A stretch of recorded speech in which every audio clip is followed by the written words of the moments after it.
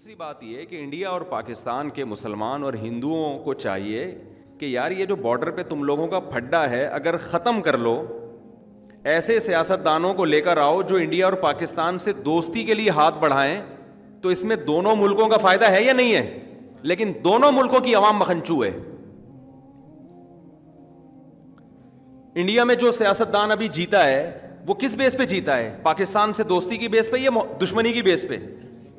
دشمنی کی بیس پہ۔ ووٹ اس کو ملے اس لیے کہ وہ لڑائی کی باتیں کی ہیں، اس نے، لوگوں نے ووٹ دیے۔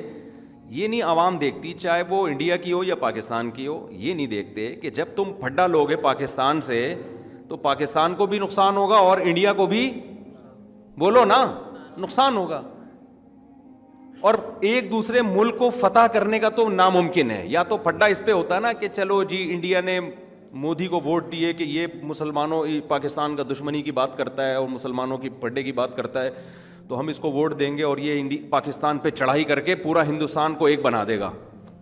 اس پہ پھر بحث کی جا سکتی تھی کہ ایسا ممکن ہے کہ اس میں فائدہ ہے کہ نقصان ہے، لیکن ایسا پاسبل ہے ہی نہیں۔ دونوں ملک ایٹمی طاقت ہیں۔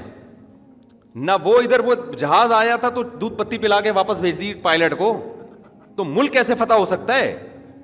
تو نہ پاکستان یہ کام کرے گا کہ پورے ہندوستان پہ قبضہ کرے، نہ ہندوستان یہ کام کرے گا کہ پورے پاکستان پہ کیا کرے، قبضہ۔ تو یہ لکیر ویسی کی ویسے ہی رہے گی جیسی ہے، نہ یہ 1 انچ ادھر جائے گی نہ یہ 1 انچ ادھر جائے گی۔ تو کیوں نہ مل جل کے دونوں کے جو مفاد ہیں اس پہ کمپرومائز کر لو یار۔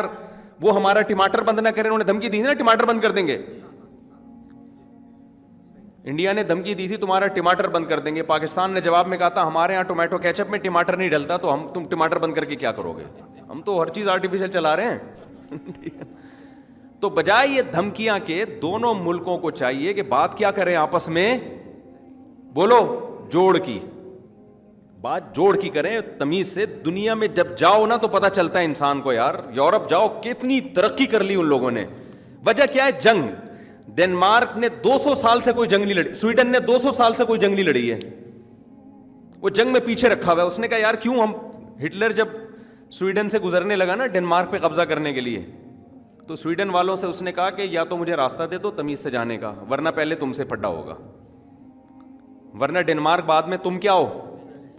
تو سویڈن نے عقل مندی دکھائی، اس نے بولا بھائی میں دوسرے کے پھڈے میں کیوں پڑوں بھائی، میں، تو جا ڈنمارک جا تمیز سے نکل لے، ٹھیک ہے نا۔ اس نے اپنے آپ کو کنی کترا کے کیا کیا ہوا ہے، سائڈ پہ رکھا ہوا ہے، کیوں پھڈے لو بھائی۔ تو بلا وجہ کی جنگیں، لڑائیاں اور ایسے سیاستدانوں کو پروموٹ کرنا جو پھڈوں کی باتیں کریں، تو ہونا ہوانا کچھ بھی نہیں ہے۔ معیشت کا بیڑا، دونوں ملک جو ہے نا کنگال در کنگال ہوتے چلے جا رہے ہیں، اور ایسے چڈی بنیان میں گھومیں گے تھوڑے دنوں میں، آپ دیکھنا۔ حقیقت بتا رہا ہوں، ہم کئی بار اس پہ تبصرہ کرتے تھے کہ یار ان ملکوں نے، یورپ نے آپس میں ایگریمنٹ کر لیا، کرنسی ایک، آپس میں بھرپور طریقے سے ان کی تجارت ہو رہی ہے اور ایسے معاشی ترقی کی انتہا کو پہنچ رہے ہیں۔ ہمارے ہاں ڈیفنس ہی پہ اچھا خاصا بجٹ خرچ ہو رہا ہے، اور آپس کی لڑائیوں پہ ہم نہ وہاں سے ٹماٹر ادھر لا سکتے ہیں، نہ یہاں سے نسوار وہاں لے جا سکتے ہیں، سمجھ رہے ہیں نا۔ تو کھلی تجارت ہو یار، کتنا اچھا لگے گا ہم بھی جائیں گھومنے کے لیے انڈیا، کیا خیال ہے؟ جیسے ہم جرمنی چلے گئے، پیرس چلے گئے، ہم نے کہا چلو یار انڈیا کو بھی فائدہ ہوگا نا، کیونکہ ہم اپنے خرچے پہ جائیں گے نا،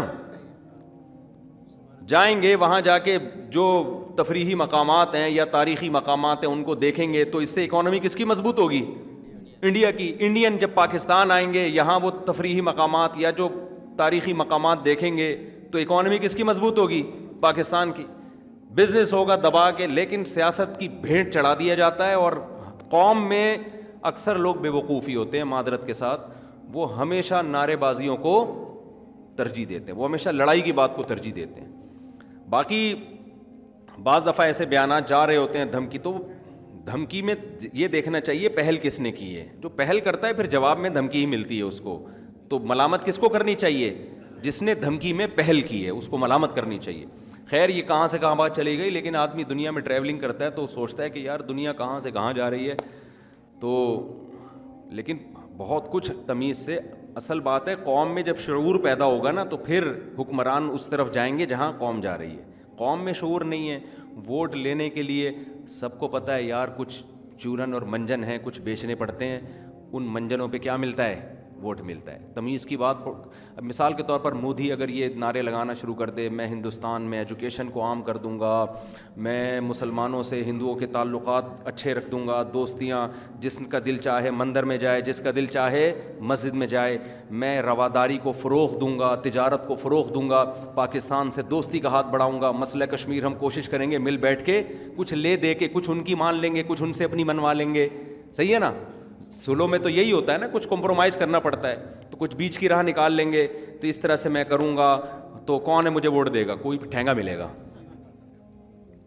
پڑھے لکھے لوگ تو یہاں بھی ایسا ہی ہے, پڑھے لکھے لوگ مارکیٹ میں تھوڑے, اور پڑھے لکھے پھر بھی بہت ہوتے ہیں لیکن کامن سینس والے بہت کم ہوتے ہیں. تو انہوں نے بھی نعرہ لگایا کہ, اور عمل کر کے دکھایا, فسادات کروا دیے, ہندو مسلم لڑائیاں ہو رہی ہیں. اس پہ جو متشدد قسم کے ہندو ہیں وہ خوش ہوئے کہ شاید ہمیں ہندو ازم کو دنیا میں فروغ مل جائے گا. ہندو ازم کو دنیا میں ایسے تھوڑی فروغ ملے گا بھائی, مار دھاڑ سے, اس سے تو بدنام ہوگا. تو خیر کہاں سے کہاں بات چلے گئے, ہم اپنے قصے کی طرف آتے ہیں.